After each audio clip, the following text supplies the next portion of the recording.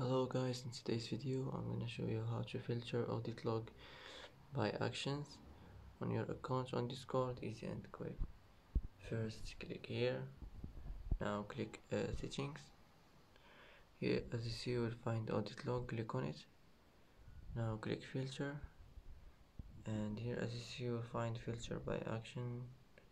Click on it like this, and here you can select any one here and click filter, and that's it for today.